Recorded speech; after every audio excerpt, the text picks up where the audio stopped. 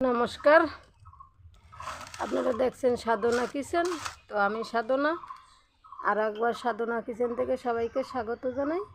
আজকে আমি যে বাজারে গেছিলাম, বাজারে যে দেখি খুব সুন্দর সুন্দর পাবদা মাছ। তো কী করবো, এত সুন্দর পাবদা মাছ দেখে আর লোভ সামলাইতে পারলাম না, তাই আমি পাবদা মাছ নিয়ে আসলাম। তো কয় পিস মাছ নিয়ে এসেছি? 3 পিস, 6 পিস, 7 পিস। তো পাবদা মাছ এখন আমি কেটে নেব। তো চলুন। পাবদা মাছটা একদম কাটা কুটায় খুব সুন্দর, একটু বড় না হইলে আবার খেতে অসুবিধা। কাটা কুটো একটু থাকে, একটু বড় হইলে বেশ ভালোই হয়। তো কাটায় একদম কোনো ঝামেলা নেই, একদম ঝামেলা ছাড়াই পাবদা মাছ কাটা যায়। দুটো কাটা থাকে, হালকা একটু কাটা দুটো ভেঙে একটুখানি পেটটার ভিতরের এই নাড়ি বুড়িগুলো একটুখানি পরিষ্কার করে নিলেই রেডি পাবদা মাছ কাটা। ডিম হয়েছে আবার পাবদা মাছ, এখন বাচ্চা মাছ তো বেশি একটা ভালো ডিম হবে না, আর কদিন পরে পাবদা মাছ একদম ডিমে ভরে যাবে। পাবদা মাছের ডিম হলে বেশ খেতে ভালোই লাগে। তো এই দেখুন, একটা কেটে নিলাম, এই দ্বিতীয়টাও কাটবো। এই যে একটা কাটাটা বেশ শক্তই হয়েছে, কাটাটা নরম নেই, অনেকটাই শক্ত। তো এখন তো সব রকমের মাছই, চাষের মাছ খেতে অতটা ভালো লাগে না, তাও কী করব, আমাদের এখন এইসবই খেতে হবে। কিন্তু আমাদের ছোটোবেলায় সেগুলো খেতাম, চাষের মাছ না, খেতে কী স্বাদ লাগতো, একদম দুর্দান্ত লাগতো খেতে। সেই পাবদা মাছ মনে পড়ে, সেই পাবদার গল্প, যে সেই মাছগুলো স্বপ্নের মতন মনে হয়, যে সেই মাছগুলো কোথায় গেল এখন, এরকম মনে হয়।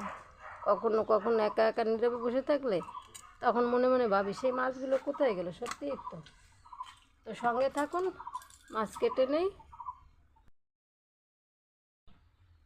তো মাছ কাটা হয়ে গেছে, এবারে মাছটাকে আমি ধুয়ে নেব। দেখুন, সব কেটে নিলাম।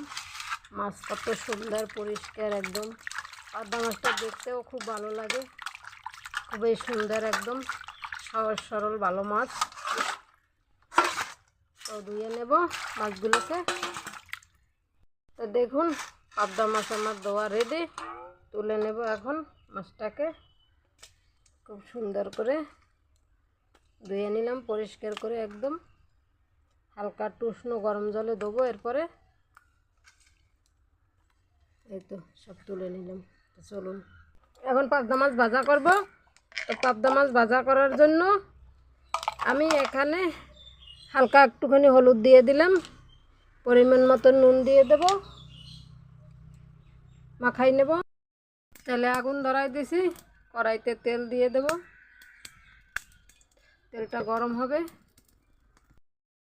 তেলটা গরম হয়ে গেছে সুন্দরভাবে, খুব সুন্দর গরম হয়ে গেছে।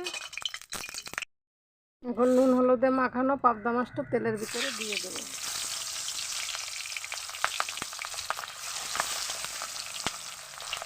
দিয়ে দিলাম একে একে সব।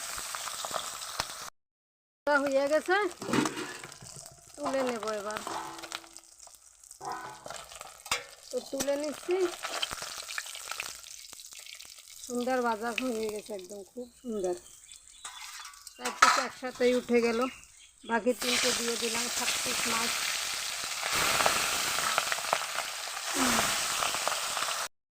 পাবদা মাছ জাল করার জন্য এখানে আমি 4টে কাঁচা লঙ্কা, 4টে শুকনো লঙ্কা, একটু আদা কুচি, কালো সরিষা, সাদা জিরে বেটে নেব। মশলা বাটা হয়ে গেছে, তুলে নেব। বাটা মশলা তুলে নিলাম। তো চলুন, মাছের তেলের ভিতরে তেজপাতা দিয়ে দিলাম, বাটা মশলাটা দিয়ে দিলাম। ভাজা ভাজা হয়ে গেছে, একটুখানি হলুদের গুঁড়ো, পরিমাণ মতো নুন দিয়ে আর একটু নেড়ে চেড়ে নেব। মশলা ভাজা ভাজা হয়ে গেছে, দিয়ে দেব কাটা টমেটো। দিয়ে দিলাম, ভালো করে টমেটোটাও এর সঙ্গে কষিয়ে নেব। একটু কষানো করে হয়ে আসছে, একটু সরিষার তেল দিয়ে দেবো, গন্ধটা খুব সুন্দর আসবে, তার জন্য নেড়ে চেড়ে নেব তেলটাও। মশলা সুন্দর করে আমি কষিয়ে নিলাম। পরিমাণ মতন জল দিয়ে দেবো। জল দিলাম, জল উতরে উঠছে, সুন্দরভাবে জল ফুটছে। এবারে মাছটা দিয়ে দেবো। তো মাছটা দিয়ে দিলাম, একটু নেড়ে চেড়ে ঝোলটার ভিতরে মাছটা একটু বসিয়ে দিই।